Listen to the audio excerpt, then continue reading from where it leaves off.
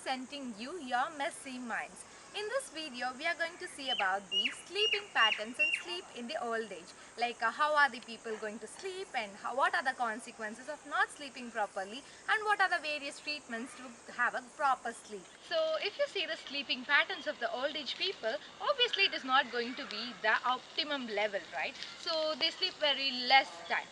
So in that case, the dreams that they are going to dream is also going to be for a shorter duration.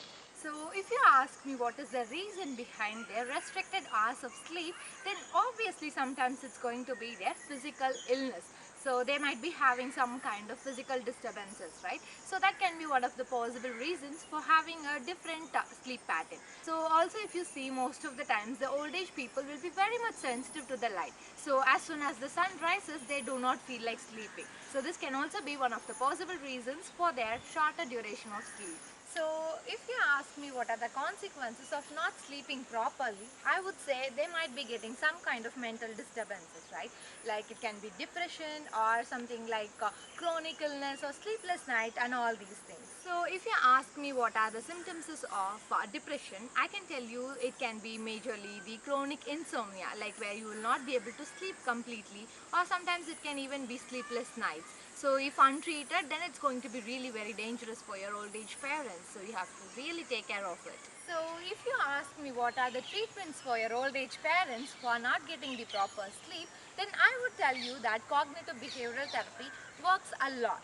So cognitive behavioral therapy actually asks your parents who are old age to sleep only in the bed when they are fast asleep. If they are not feeling sleepy, then they will not be allowed to sleep in the bed. And also they will be asked to wake up in the same time and sleep at the same time every day, so that it actually improves their sleeping patterns. So this actually helps them in a long run, so that they'll be able to sleep in a proper pattern. Also, if you see, the mild to moderate level of physical activity, which is combined with some kind of socializing, will also improve the cognitive functioning as well as the perceived sleep quality in the old age. So if you see, these are the treatments that is actually provided to the old age people if they have some kind of sleep disorders. So there we come to the end of this video. With a different psychological content, I'll come and meet you in the next episode. Until then, it's bye from Priyanka. Bye!